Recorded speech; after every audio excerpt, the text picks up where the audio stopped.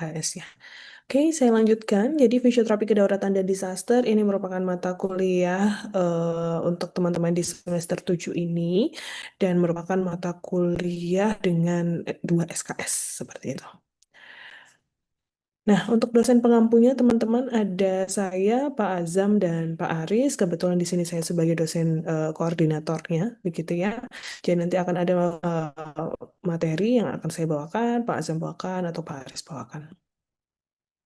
Nah, capaian pembelajarannya adalah seperti ini, teman-teman. Jadi, mahasiswa diharapkan mampu mengembangkan penalaran dan praktik ya berkaitan dengan manajemen fisioterapi kedaruratan dan klinis maupun kebencanaan dengan menggunakan pengetahuan, sikap dan kemampuan sebagai calon fisioterapis. Jadi, bagaimana kita sebagai fisioterapi memanfaatkan keilmuan, pemahaman gitu ya, dan sudut pandang fisioterapi untuk bisa berperan dalam fisioterapi kedaruratan dan kebencanaan seperti itu. Karena pada saat sudah terjadi bencana gitu ya, nanti akan dibutuhkan tenaga kesehatan gitu. Tidak menutup kemungkinan tenaga kesehatan fisioterapi. Mengingat fisioterapi bukan hanya saja di ranah rehabilitatif gitu ya, jadi bukan hanya pasca bencananya masuk gitu, tetapi ada di promotif preventif dan kuratifnya juga. Seperti itu. Nah, untuk perkuliahannya ya, untuk apa namanya, saat ini kita sinkronus jadi real time tetapi daring gitu. Kemudian bisa juga nanti yang tatap muka secara langsung gitu ya, real time dan kolaboratif maupun personalized learning di mana gabungan itu kita sebut kemudian polisynchrονous. Bentuk perkuliahan seperti biasa teman-teman ada ceramah seperti hari ini untuk pengantar, kemudian ada teman-teman yang mempresentasikan atau student on stage, kemudian ada penugasan dan ada tugas juga. Tugas dan ujian gitu ya, ada UTS dan UAS. Seperti itu.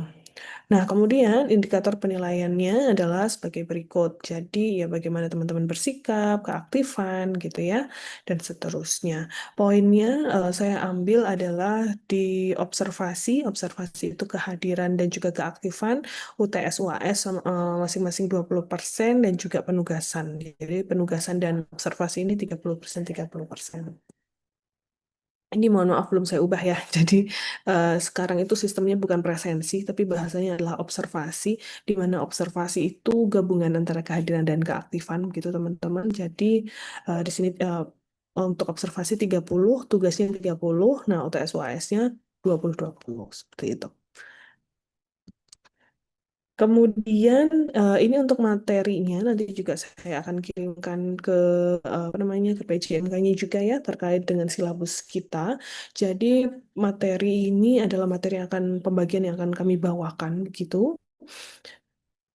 Terkait untuk hari ini kita akan belajar dasar dulu dari manajemen kebencanaan. Setelah itu berkaitan dengan bahaya-bahaya yang ada gitu ya, yang mungkin bisa kita dapatkan nantinya di lapangan, bagaimana persiapan-persiapan, mitigasi, advokasi dan seterusnya. Jadi dari mulai sebelum bencana itu terjadi sampai bencana itu terjadi dan bagaimana penanggulangannya. Seperti itu, teman-teman. Sampai di sini bisa disepakati atau ada yang mau teman-teman sepakati? Untuk perkuliahannya insya Allah nanti selalu gabungan ya setelah teori langsung praktikum, setelah teori langsung praktikum seperti itu. Sampai ini saat ini masih kita jadwalkan tiap hari Jumat ya seperti yang ada di jadwal gitu. Jadi nanti setiap hari Jumat, cuman memang durasinya nanti yang akan kita atur ya antara teori dan praktiknya apa namanya supaya cukup gitu sesuai dengan jatah SKS-nya. Ada pertanyaan teman-teman?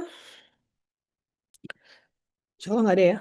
Kalau ada langsung saja bertanya. Konsensinya sudah bisa dilakukan ya? Sudah, Ibu. Oke. Oke kalau begitu. Eh,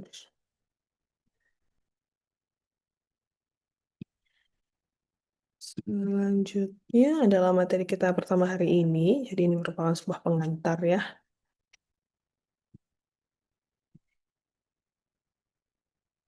Nah, jadi teman-teman, em, kita di sini itu akan bahas prinsip dasar bagaimana manajemen bencana. Jadi, manajemen bencana. Jadi yang di manajemen yang diatur itu nggak cuman keuangan, nggak cuman waktu gitu ya, tetapi juga aspek bencana itu bisa ada manajemennya atau ada sistem pengaturannya begitu ya. Atau bahasa ini adalah penanggulangan bencana.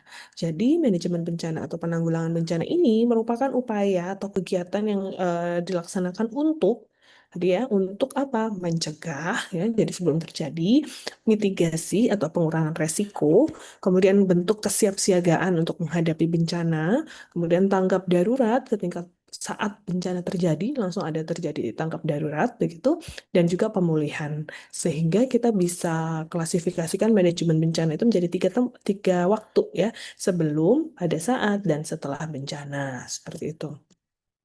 Nah, untuk peraturan penanggulangan bencana itu sudah tertuang dalam undang-undang. Jadi hukumnya sudah kuat gitu ya aturannya di Undang-Undang Nomor 24 Tahun 2007 ini tentang penyelenggaraan penanggulangan bencana. Jadi merupakan serangkaian upaya untuk penetapan kebijakan pembangunan ya berkaitan dengan yang ada resiko timbulnya bencana, pencegahan, tanggap darurat, dan rehabilitasinya seperti itu. Nah, ini tadi, jadi ada tiga kategori: sebelum atau pra bencana, saat bencana terjadi atau saat tanggap darurat, dan pasca bencana itu terjadi. Jadi, kalau kita selama ini berpikir bencana itu ditanganinya setelah bencana saja, itu salah gitu ya. Saat sebelum bencana itu malah kegiatannya lebih padat lagi, karena kita mempersiapkan masyarakat untuk siap menghadapi bencana, sehingga nanti ketika naudzubillahnya bencana terjadi, kerugian yang didapatkan itu menjadi minimal, bahkan harapannya tidak ada kerugian. Seperti itu. Nah, kita masuk satu-satu ya. Jadi yang pertama adalah prabencana.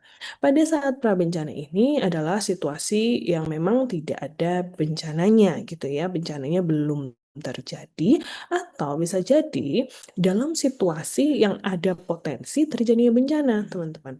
Misalnya nih ya, Kota Malang saat ini, apakah ada bencana? Lagi nggak ada ya, Alhamdulillah. Tapi apakah ada potensi? Ada. Potensinya misalnya nih untuk apa yang sekitar gunung-gunungan, Bromo gitu ya, itu ada kemungkinan gunung meletus. Kemudian daerah perkotaan kemungkinan bencana banjir.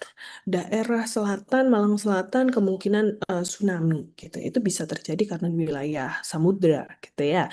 Nah, sehingga Kota Malang itu bisa melakukan kegiatan prabencana berkaitan dengan situasi-situasi yang potensi terjadi di Kota Malang seperti itu. Dalam situasi itu, apa saja yang dilakukan? Yang pertama, merencanakan penanggulangan bencananya, mengurangi resikonya, gitu, pencegahan, kemudian membuat panduan-panduan terkait tata ruang. Kalau ada masalah, ada bencana tiba-tiba harus lari ke arah mana, titik evakuasinya di mana, seperti itu. Kemudian pendidikan dan pelatihan, serta persyaratan standar teknis penanggulangan bencana. Nah, dalam situasi terdapat potensi terjadi bencana, maka apa yang harus dilakukan? Bentukannya adalah siap siaga gitu. Jadi akan menyiapkan segala memang kebutuhan berkaitan dengan potensi bencana yang terjadi. Kalau di Malang ini misalnya ya, tidak banyak daerah misalnya anggap saya tidak ada hutan gitu ya. Kemudian resiko kebakaran hutan kan menjadi minimal, maka tidak perlu melakukan kesiapsiagaan terkait dengan kebakaran hutan. Tetapi kalau Kota Malang, oh kesiapsiagaan terkait dengan banjir gitu ya. Sehingga kemudian membuat kalau teman-teman perhatikan daerah Suhat itu ya lagi banyak sepanjang jalan dari arah Poltek sampai ke apa namanya, ke patung pesawat itu, daerah sebelah situ, sebelah kiri itu pohon-pohonnya udah dihabisin semua teman-teman sebelah kiri karena mau dibuat kanal di bawahnya gitu ya. Nah, itu adalah sebenarnya bentuk kesiapsiagaan Kota Malang untuk menghadapi bencana banjir yang sering timbul atau berpotensi di daerah tersebut gitu. Mumpung lagi nggak sering hujan nih gitu ya. Jadi kesiapsiagaannya dilakukan. Nah, kemudian ada peringatan dini. Jadi peringatan dini ini kalau memang sudah ada tanda-tanda, tapi bencananya belum terjadi sebenarnya, tapi sudah ada tanda-tanda gitu ya. Misalnya adalah ketika hujannya sudah deras sekali gitu ya, kemudian air tingkat apa level air sudah meningkat di kanal-kanal, di sungai gitu, sehingga kemungkinan setelah itu akan terjadi banjir. Nah, dari situ akan ada peringatan dini. Peringatan dini ini saat ini sudah di era digital ya, jadi nggak selamanya semua harus sesuatu yang verbal atau secara langsung gitu komunikasinya, tapi bisa lewat apa namanya peringatan dini BMKG, bisa lewat SMS, bisa lewat postingan sosial media gitu ya teman-teman. Tetapi kalau kita eh, apa namanya di masyarakat itu biasanya masih menggunakan informasi-informasi misalnya dari toa masjid, pakai kentongan gitu ya. Itu semua adalah bentuk sebuah peringatan dini. Nah, kemudian ada mitigasi bencana atau pengurangan resiko bencana. Jadi ketika kita tahu sebuah wilayah itu berpotensi terjadi bencana, maka kita sudah memperkirakan kira-kira apa aja sih resiko-resiko yang terjadi di situ gitu. Resiko-resiko itulah yang kemudian dicarikan solusinya satu per satu dan yang kemudian disebut mitigasi atau pengurangan resiko. Nah, ini ya, jadi kesiapsiagaan adalah serangkaian kegiatan untuk mengantisipasi bencana, gitu ya. Sedangkan peringatan diri adalah pemberian informasi bahaya sesegera mungkin ya, teman-teman ya, kepada masyarakat yang kemungkinan terdampak dari bencana yang akan terjadi. Kemudian mitigasi adalah serangkaian upaya untuk mengurangi resiko bencana, baik melalui pembangunan fisik, penyadaran melalui penyuluhan, gitu ya, dan peningkatan kemampuan menghadapi bencana. Nah, sekarang saat tanggap darurat. Saat tanggap darurat, apa yang dilakukan? Yakni pengkajian ya secara cepat. Sebenarnya lokasinya di mana? Rusaknya apa aja? Sumber daya yang dimiliki apa? Seperti itu. Kemudian bisa menentukan status keadaan darurat. Statusnya ada apa? Ada siaga, waspada, dan bahaya gitu ya. Jadi itu merupakan status yang kemudian ditentukan gitu ya untuk sebuah keadaan darurat. Kemudian penyelamatan dan evakuasi masyarakat, pemenuhan kebutuhan dasar, perlindungan terhadap kelompok rentan, dan pemulihan dengan segera terkait dengan prasarana dan sarana yang vital. Nah, sekarang tanggap darurat itu kan kita untuk menghadapi ya saat kejadian bencana supaya nanti ada dampak buruk yang ditimbulkan, kerugian lah gitu ya, baik itu material maupun non material seperti kehilangan jiwa gitu ya, eh, harta benda gitu, itu semua bisa menjadi minimal. Nah, sekarang pasca bencananya. Untuk pasca bencananya ada dua yang bisa dilakukan, yakni rehabilitasi dan rekonstruksi.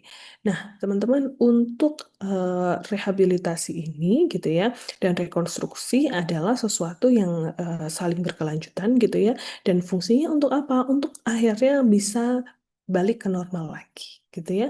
Jadi supaya ketika bencana, setelah bencana, masyarakatnya bisa hidup kembali ke secara normal, hidup mandiri lagi tanpa bantuan lagi dari pemerintah.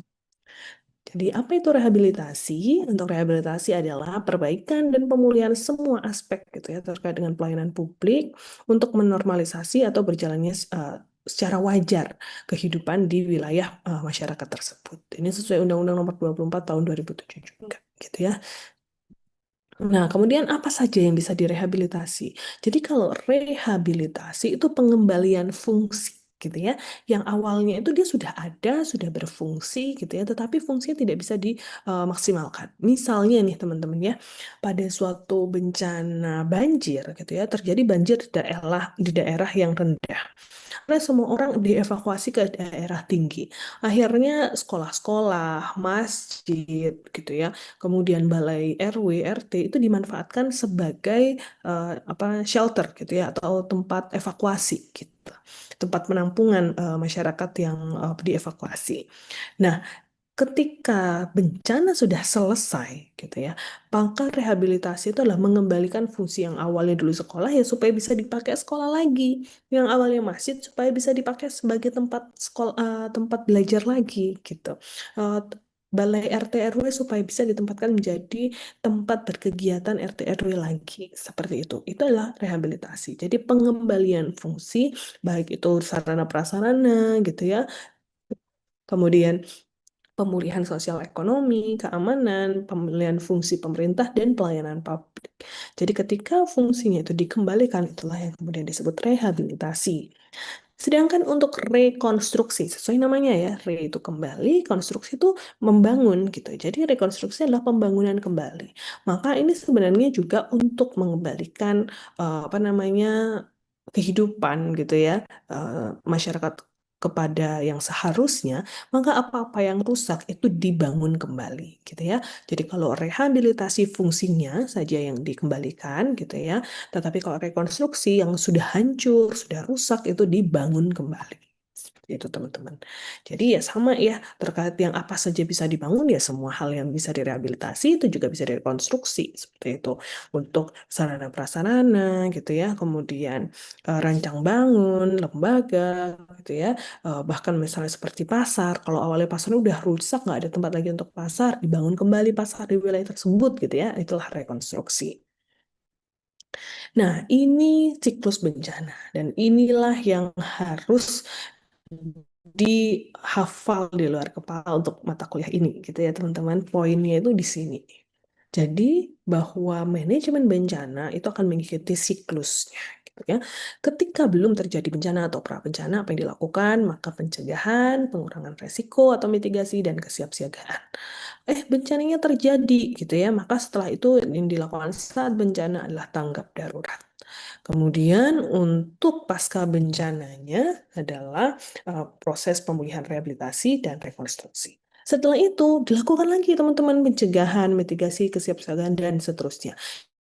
Jadi ini adalah siklus yang tidak terputus. Kalau sudah dibangun, sudah kembali fungsi, maka setelah itu apa? Ya didata lagi apa kira-kira potensi-potensi bencana atau perbaikan-perbaikan yang diperlukan untuk persiapan menghadapi bencana selanjutnya gitu. Jadi tidak pernah putus yang namanya manajemen untuk penanganan bencana ini. Tujuannya apa sih? Tujuannya itu untuk memberikan perlindungan pasti ke masyarakat, menyelaraskan atau mengikuti undang-undang gitu ya. Kemudian menjamin terselenggaranya penanggulangan bencana yang terencana, terpadu, terorganisasi dan menyeluruh gitu. Dan dengan tetap menghargai budaya lokal, terus membangun partisipasi dan kemitraan publik serta swasta. Kenapa kok butuh itu semua? Karena kalau sendiri pemerintah saja pasti sumber daya tidak cukup untuk menanggulangi bencana. Karena bencana saja itu bisa terjadi akibat adanya sebuah eh, kegiatan atau kejadian yang di luar kemampuan pemerintah menangani, gitu ya teman-teman. Itulah yang kemudian disebut bencana. Sehingga pasti membutuhkan kemitraan dengan publik dan masyarakat dan juga dengan pihak swasta, gitu. Kemudian juga mendorong kegiatan gotong royong, kesetiakawanan, kedermawanan, gitu ya. Karena yang kalau sudah namanya jadi bencana, semua itu udah sama gitu ya, yang awalnya mungkin rumahnya besar, rumahnya kecil, tapi kalau bencananya brek terjadi di wilayah tersebut, ya semua sama-sama mengungsi, semua sama-sama dievakuasi seperti itu ya, dan menciptakan perdamaian karena banyak terjadi ketika orang itu sudah kepepet gitu ya, dia kena, kemudian bisa menghalalkan segala cara, dan itulah yang mau dijaga supaya mereka tidak melakukan hal itu ya, maka pemerintah harus turun tangan, tenaga medis juga harus turun tangan supaya mereka bisa teratasi segera rehabilitasi dan rekonstruksi tadi.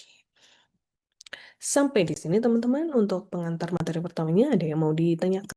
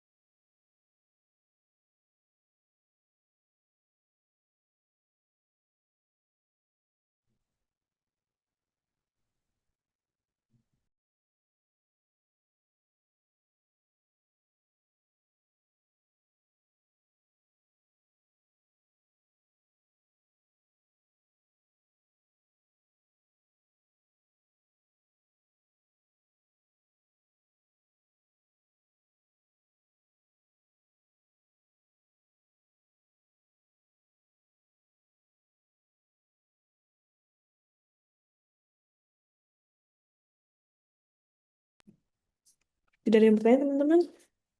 Kalau tidak ada, kita akan lanjutkan ke satu topik terkait dengan sumber bahaya. Bentar ya, saya cek.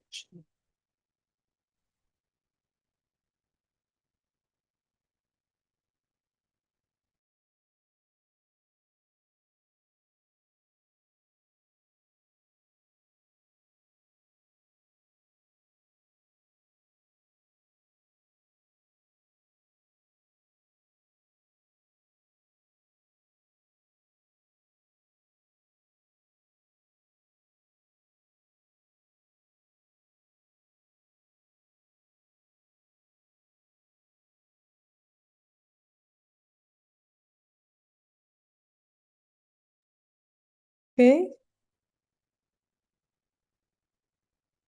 baik saya akan lanjutkan ke materi satu lagi terkait dengan sumber bencana, teman-teman.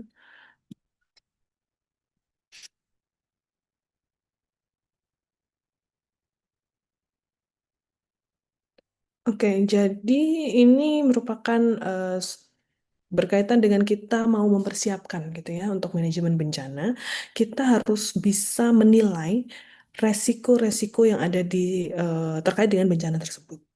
Nah, untuk menilai resiko, kita harus tahu dulu sumber bahayanya apa gitu. Jadi di sini kita akan berkaitan dengan mempelajari eh, apa itu sumber bahaya gitu ya, dan sumber bahaya apa yang mungkin terjadi pada suatu bencana. Nah, teman-teman, kalau misalnya dengar kata bahaya, apa yang ada di pikiran kalian? Silakan ada yang memberikan pendapat sebelum saya tunjuk. Saya tunjuknya nggak on cam ya. Mas Muhammad Helmi. Mas Muhammad Helmi bisa dengar suara saya?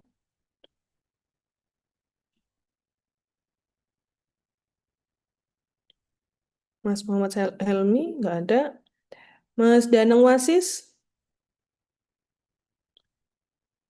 Mas Danang Wasis nggak ada juga. Mbak Rezinta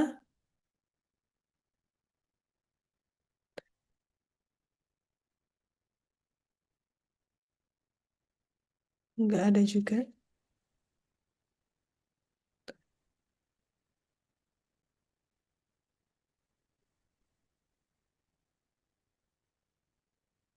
Oke, kemudian Mas Faiz Abdillah Saputra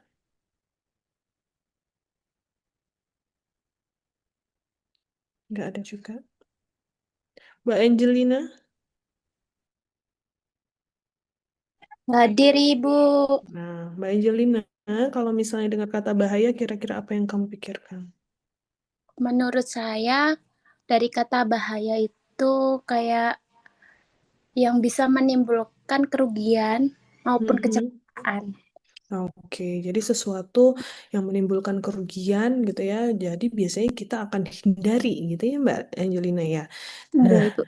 terima kasih. Nah, sekarang teman-teman coba kita cermati berita berikut ya. Jadi ada berita bahwa mobil hanyut terbawa arus gitu ya di sungai di Tapanuli Selatan, kemudian 6 pemudik asal Riau tewas.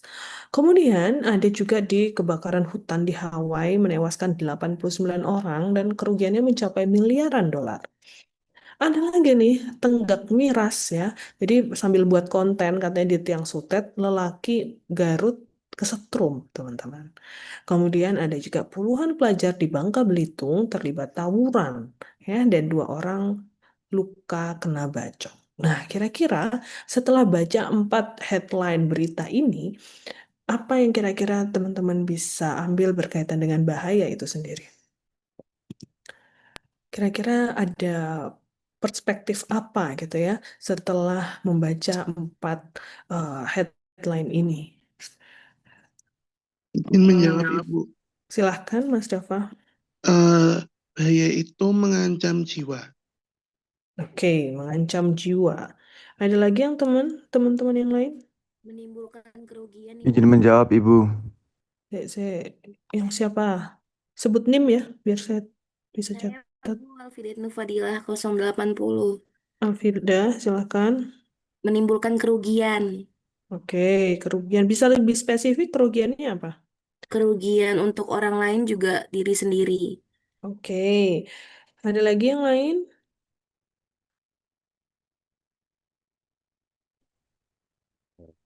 Mas Rido? Saya itu NIM 003 dari kelas A, Mm-mm. yaitu bisa terjadi atas keputusan dia sendiri Oh, ataupun tidak kenapa. Seperti halnya yang tenggak miras itu dia menurunkan kesadarannya sehingga membuat hal-hal yang di luar dari pikiran jernih gitu, sehingga oke. membahayakan diri sendiri. Baik, jadi ternyata eh, kalau dari sumber bahayanya nggak hanya dari alam ya Mas Rido ya, jadi dari orang itu sendiri atau non alam gitu ya, dari behavior seseorang gitu ya, itu juga bisa menimbulkan bencana atau menimbulkan menjadi sumber bahaya seperti itu. Nah, sekarang kita masuk ke dampaknya. Tadi disebutkan sama Dava, sama Alvida gitu ya, terkait dengan ini merugikan jiwa gitu ya, merugikan diri sendiri dan orang lain. Tapi kalau dari 4 berita ini, bisakah kita klasifikasikan kira-kira kerugiannya itu apa gitu? Ada yang mau kasih pendapat? Kalau tadi sumber bencananya bisa jadi dari alam dan non-alam, kalau dari 4 berita ini kira-kira akibatnya bisa kita kategorikan sebagai apa?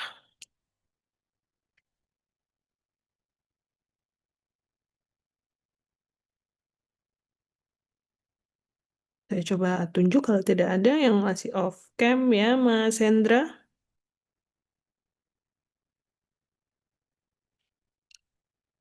Mas Hendra nggak ada. Mbak Anissa 097 nggak ada juga. Iya, Bu. Oh ada, oke. Mbak, jadi kira-kira kalau dari 4 berita ini, akibatnya dari bencana-bencana itu bisa kita kategorikan nggak? Ini ada yang tewas, ada yang kerugian miliaran dolar, ada yang kesetrum gitu ya, ada yang kena bacok. Kira-kira kalau diklasifikasikan akibatnya jadi apa, Mbak?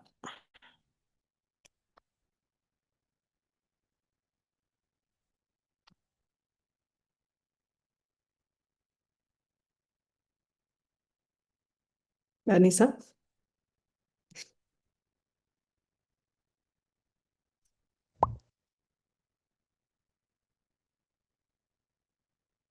Oke, mungkin masih bingung ya teman-teman. Jadi terkait dengan dampak, akhirnya kita paham bahwa akibatnya itu bisa ada kerugian korban jiwa gitu ya, atau non material dan juga material gitu, yakni kerugian mencapai miliaran dolar. Jadi ternyata kerugian itu nggak cuma berkaitan dengan uang gitu ya, tetapi juga terkait dengan non uangnya, seperti tewasnya seseorang, seperti rasa sakit pada masyarakat gitu ya, atau bahkan terganggunya masyarakat akibat bencana itu, kegiatan sosialnya bisa terganggu, itu juga merupakan kerugian yang bisa terjadi akibat dari sebuah bencana yang bersumber dari bahaya gitu ya. Nah, ini ada video teman-teman ya, tapi mungkin nanti bisa ditonton secara mandiri gitu ya, karena videonya cukup panjang gitu ya, berkaitan dengan kondisi banjir di Jakarta. Gitu. Nanti ini juga akan menjadi apa namanya pembahasan kita pada pertemuan selanjutnya gitu ya, nanti bisa dilihat. Kita next dulu. Nah, jadi teman-teman bahwa bencana itu adalah peristiwa atau rangkaian yang mengancam, mengganggu gitu ya dari kehidupan masyarakat, baik dari faktor alam maupun non alam gitu. Jadi non alamnya bisa dari faktor manusia sehingga menimbulkan korban jiwa, kerusakan lingkungan, kerusakan harta benda dan dampak psikologis gitu ya. Jadi, lagi-lagi kerugian bukan hanya material atau uang, tetapi juga lingkungan, psikologis, dan korban jiwa. Gitu. Nah, bahaya itu menurut Frost adalah sumber potensi kerusakan, sumber potensi yang menimbulkan kerugian, gitu ya, sehingga memiliki resiko yang hasilnya negatif, sehingga perlu kita tangani, gitu ya, atau kita antisipasi sebelum dia terjadi. Sekarang jenis-jenisnya. Nah, ini perlu dipahami gitu ya bahwa ada beberapa jenis bahaya. Yang pertama adalah physical hazard. Physical hazard bukan bahaya fisik dari tubuh maksudnya ya, tetapi bahaya dari sumber-sumber fisika ya, fisikal. Jadi seperti suara bising, cahaya yang menyilaukan gitu ya, getaran yang kemudian mengganggu sistem saraf juga gitu ya, gelombang misalnya gelombang dari tsunami itu adalah physical hazard ya. Kemudian ada chemical hazard. Ini dari sumber-sumber bahan kimiawi seperti asbes, formalin, karbon monoksida yang bisa membuat seseorang keracunan gitu ya. Kemudian biological hazard adalah bahaya yang sumbernya dari makhluk hidup. Makhluk hidup bisa bakteri, virus, jamur yang membuat manusia sebagai inang atau hostnya dan mereka numpang hidup di tubuh kita gitu ya. Sehingga kita menjadi ada penyakit akibat dari makhluk hidup itu. Itulah yang kemudian disebut biological hazard. Kemudian ada mechanical hazard atau bahaya yang berasal dari mesin ataupun alat-alat yang bergerak gitu. Lah, mesin kan nggak hidup, Bu. Maksudnya mesin kan nggak punya apa namanya, nggak mungkin bisa bergerak tanpa digerakkan. Iya, betul. Tetapi yang namanya buatan manusia pasti ada bugnya, pasti ada sisi yang apa namanya, sisi celahnya gitu ya, yang kemudian bisa menyebabkan malfunction atau bisa menimbulkan bahaya pada penggunanya seperti itu. Kemudian ada ergonomical hazard atau sumber bahaya dari proses dan tempat kerja, seperti misalnya mengangkat barang, lantai yang licin, ruangan yang sempit gitu ya, atau posisi kerja kursi yang tidak ergonomis gitu. Itu adalah sumber-sumber dari tempat kerja yang kemudian kita kenal sebagai ergonomical hazard. Selain itu ada environmental hazard gitu. Jadi ini dari sumber lingkungan, apakah wilayah yang kumuh, dataran yang tinggi, gitu ya, asap apa namanya lingkungan yang berasap gitu. Jadi kalau lingkungan misalnya anggaplah kebakaran gitu ya. Kebakaran itu kalau kita melihat dari sisi kebakarnya akibat dari ulah manusia, berarti nanti itu di behavior hazardnya gitu ya.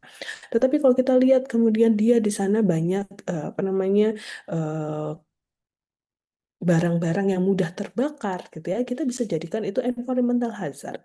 Kemudian kalau hasil bakarannya itu berupa asap, maka asapnya bisa masuk ke chemical hazard gitu. Jadi satu bencana itu bisa jadi punya sumber bahaya yang berbeda-beda dan akibat yang menjadi bahaya juga yang berbeda-beda. Gitu ya teman-teman. Tidak selamanya satu bahaya saja itu yang ada pada suatu bencana. Jadi satu bencana bisa jadi diakibatkan dari berbagai bahaya yang bersatu padu gitu ya teman-teman. Kemudian ada psychological hazard. Jadi ini bahaya dari sumber mental dan emosional. Nggak selamanya sumber masalah mental itu hanya mengganggu perseorangan saja, tetapi juga bisa menjadi sebuah bencana ketika mereka dalam lingkup masyarakat gitu ya bekerja bersama-sama tapi punya psychological hazard yang sama, mereka bisa melakukan sebuah aksi, sebuah demonstrasi gitu ya mungkin ya, atau hal-hal yang akhirnya kemudian kita kategorikan sebagai bencana yang sulit ditanggulangi oleh pemerintah gitu. Selanjutnya adalah jenis bahaya dari segi behavior atau kebiasaan masyarakat. Kebiasaan manusia gitu ya, manusia itu mungkin saja melakukan kesalahan gitu ya. Melakukan kesalahan ini bisa menimbulkan bahaya gitu. Nah, kesalahannya bisa dibagi menjadi dua, error ya yang nggak sengaja atau memang disengaja gitu. Yang tidak disengaja bisa dikategorikan lagi dari kebiasaan yang tidak apa ya tidak ya memang khilaf aja gitu ya terselip kemudian kelupaan gitu, tetapi bisa juga yang memang dia itu habitual atau sudah menjadi kebiasaan gitu, jadi memang dia nggak tahu SOP-nya atau nggak punya pengetahuan tentang itu gitu sehingga itu terus dilakukan gitu.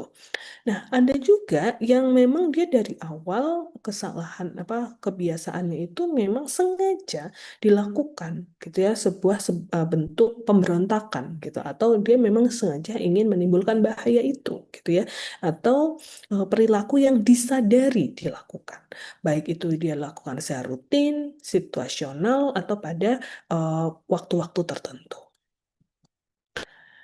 Nah, kalau pada banjir ini, teman-teman ya, ini ada gambar rumah-rumah terendam air gitu, terjadi banjir. Kira-kira sumber bahaya apa yang ada pada daerah banjir ini? Ada yang mau memberikan pendapat?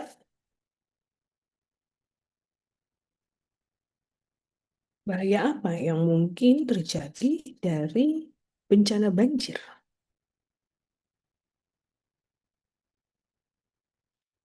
Izin Lihat, menjawab, ya, Ibu, silahkan. dari faktor lingkungannya. Dari faktor lingkungan ya. Bisa diberi contoh Mbak, lingkungan apa yang menyebabkan banjir? Eh, dari pembuangan sampah yang sembarangan, Ibu. Oke, terima kasih Mbak Nisa.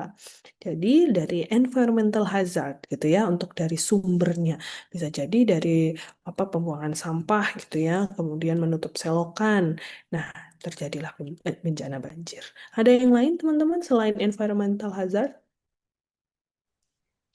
Izin menjawab, Sumber Ibu. resapannya itu Mas Bagas dari sumber resapannya. Oke. Mas Bagas nih berapa? 112. Oke, ada lagi yang lain? Dari sumber resapan ya. Mungkin dari topografi daerahnya, Ibu. Oke, topografinya ya masih masuk environmental ya mana dia ya. Oke, ada lagi yang lain?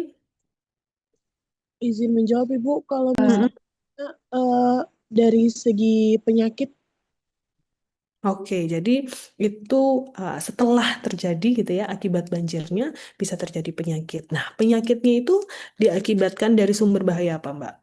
Kalau dari tadi apa yang saya jelaskan, ada environmental, ergonomikal, biologikal, chemical, kira-kira penyakitnya dari sumber apa? Biologikal, Ibu. Biologikal, betul ya, Pak Indonesia ya. Jadi dari faktor biologikal. Jadi ketika di sana itu ada air gitu ya, dia kemudian kan bergabung dengan air selokan, air yang tidak bersih gitu ya, bahkan sisa-sisa pembuangan. Jadi banyak sumber-sumber bakteri di sana gitu ya, yang kemudian bersentuhan langsung dengan manusia, dengan korbannya, sehingga ada sumber bakteri atau biological hazard di sana. Oke, selain itu ada sumber bahaya lain kah, teman-teman? Ada yang menemukan yang lain? Izin menjawab, Ibu. Silakan, Mbak Fadila. Di alih fungsi lahan, jadi untuk tanah itu, tanah resapannya jadi bangunan. Bisa jadi dijadikan kawasan industri, rumah atau gedung, dan Oh, lain-lain. jadi alih fungsi itu berarti dia bahayanya sumbernya dari mana, Mbak? Dari Izin menjawab, Ibu, mungkin silakan. penebangan pohon secara massal. Oke, jadi yang melakukan penebangan, yang melakukan alih fungsi itu siapa? Atau mas Manusia. betul. Manusia. Jadi kira-kira kalau manusia itu masuk kategori apa? Behavior, Ibu. Betul sekali Mbak Dia ya. Jadi behavior hazard. Jadi ternyata eh, ada beberapa sumber bahaya yang terjadi gitu ya. Behavior dari manusianya, dia membuat alih fungsi, dia yang buang sampah kan gitu ya. Kemudian dia juga yang menebang pohon gitu. Sehingga itu menjadi sumber bahaya. Ketemulah juga sama environmental daerah rendah gitu. Jadi ada dua aspek gitu ya yang menjadi sumber bahaya ini gitu. Kemudian dari kegiatan itu, dari bencana itu menimbulkan ada air yang meningkat tadi ya, eh, bakteri yang ada, akhirnya jadi biological hazard seperti itu. Jadi poinnya bahwa teman-teman perlu selalu menganalisa itu tadi hazard per hazard atau bahaya per bahaya. Kita perlu cek apakah bahaya tersebut ada gitu ya, atau menjadi salah satu faktor terjadinya bencana itu, maupun menjadi akibat gitu ya, atau bahaya yang diakibatkan dari bencana itu. Oke, lanjut lagi. Sampai di sini ada pertanyaan, teman-teman?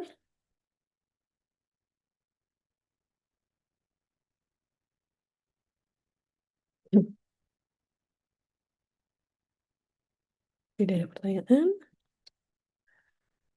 Sambil menunggu pertanyaan dari teman-teman, saya beri tugasnya dulu ya. Jadi, tugasnya adalah per kelas silahkan dibagi menjadi 5 kelompok. Kemudian silahkan pilih salah satu bencana selain banjir, karena banjir sudah kita bahas gitu ya. Jadi pilihlah salah satu bencana. Kemudian bencana itu nanti bisa dianalisis sumber bahayanya. Jadi tiap kelompok tidak boleh sama bencananya, harus berbeda. Silahkan dibagi masing-masing gitu ya. Mohon PJMK bantu untuk bagi kelompoknya menjadi 5 kelompok. Satu kelompok satu bencana tidak boleh sama dalam satu kelas. Kemudian analisislah sumber bahaya yang menjadi penyebab maupun jadi akibat. Sekali lagi saya tegaskan ya, di sini kita tugasnya hanya menganalisis sumber bahaya. Karena pengalaman dari senior-seniornya rata-rata tuh malah nulisnya terkait definisi, kemudian dampaknya seperti apa, proses terjadinya seperti apa gitu ya. Itu adalah tambahan saja. Tetapi tugas utamanya adalah menganalisis sumber bahaya ya, yang menjadi penyebab maupun yang menjadi akibat. Seperti tadi, banjir. Penyebabnya dari behavior, kemudian dari environmental, seperti itu. Kemudian akibatnya itu di misalnya di physiological dan juga di biological kayak gitu. Jadi itu yang perlu dianalisis ya, jenis sumber bahayanya apa dan disebutkan ya jenis bahaya itu kenapa kok bisa eh, ada gitu ya atau menjadi penyebab atau menjadi akibat dari bahaya tersebut. Seperti itu. Nah, tugasnya itu kemudian dibuat mind map ya. Jadi mind mapnya silahkan dibentuk digital ya. Silahkan mau menggunakan aplikasi apapun. Boleh Canva, boleh Word, boleh PowerPoint, terserah. Intinya adalah dalam bentuk sesuatu yang bisa dipresentasikan pada pertemuan selanjutnya. Gitu. Nah, nanti apa yang saya nilai? Yakni penguasaan materi, alur, originalitas, dan kreativitas. Seperti itu. Sampai di sini ada yang mau ditanyakan baik terkait materi maupun tugasnya?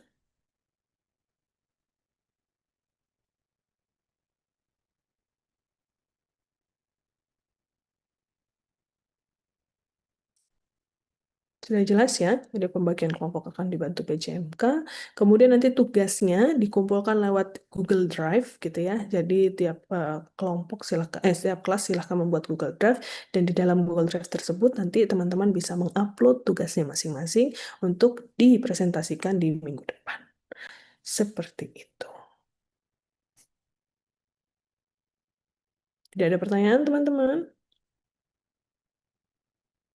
Oke, jika tidak ada, terakhir, apa yang pendapat Anda terkait dengan pembelajaran hari ini, atau setidaknya apa yang sudah dipelajari gitu ya pada hari ini? Ada yang mau ngasih pendapat sebelum saya tunjuk?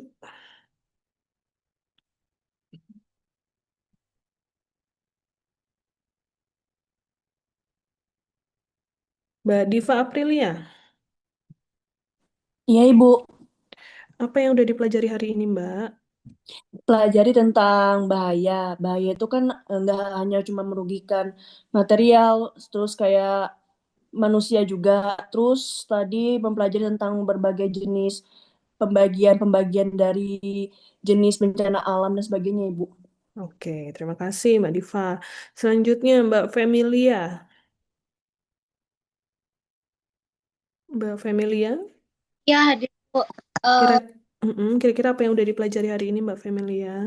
jadi untuk singkatnya yang dipelajari hari ini tuh mengenai apa, kemudian pembagiannya juga bahaya itu merugikan non material dan material juga, kemudian dari sumber-sumber bahayanya sendiri, kemudian sebab dan akibat penyebab dari bahaya itu sendiri. Oke, terima kasih Mbak Femilia. Selanjutnya Mas Bintang Vladima. Iya, eh, jadi pembelajaran hari ini saya jadi tahu mengenai macam-macam bahaya, macam-macam jenis bahaya seperti biologikal, terus kimia kimia itu seperti itu, Bu. Oke. Semua terkait bahaya ya. Nah, tadi di materi pertama, kalau terkait dengan manajemen bencana, kira-kira eh, ada yang masih ingat terkait dengan siklus bencana? Jawab Ibu. Silakan, Mbak Inaya. Untuk siklus bencana itu ada pra bencana, kemudian saat bencana dan pasca bencana. Dan setiap siklus itu tadi itu ada eh, beberapa kayak persiapan gitu. Misal untuk pra bencana itu untuk mitigasi bencananya itu apa, kemudian saat bencananya itu tanggap daruratnya itu bagaimana, dan pasca bencananya itu ada pemulihan dan rekonstruksi gitu Ibu. Oke. Oke, terima kasih Mbak Inaya. Jadi selain bahaya tadi ya beberapa jenis yang sudah kita pelajari, kita juga sudah mempelajari terkait dengan manajemen bencana bahwa ada siklus yang disebut pra bencana, saat bencana, dan pasca bencana. Sebelum bencana yang dilakukan adalah pencegahan, mitigasi, dan apa namanya siap siaga ya. Kalau pasca terjadinya bencana atau saat terjadinya dulu, yakni tanggap darurat. Setelah terjadinya adalah rehabilitasi dan rekonstruksi. Dan itu merupakan sebuah siklus yang berkelanjutan gitu ya untuk memanajemen bencana supaya kerugian yang terjadi minimal. Oke, terima kasih teman-teman untuk perkuliahan hari ini. Semoga apa yang saya sampaikan ada manfaatnya. Semoga tugas yang bisa dikerjakan dengan mudah gitu ya. Dan sampai ketemu di minggu depan. Wassalamualaikum warahmatullahi wabarakatuh. Mohon maaf apabila ada salah kata. Waalaikumsalam. Oke.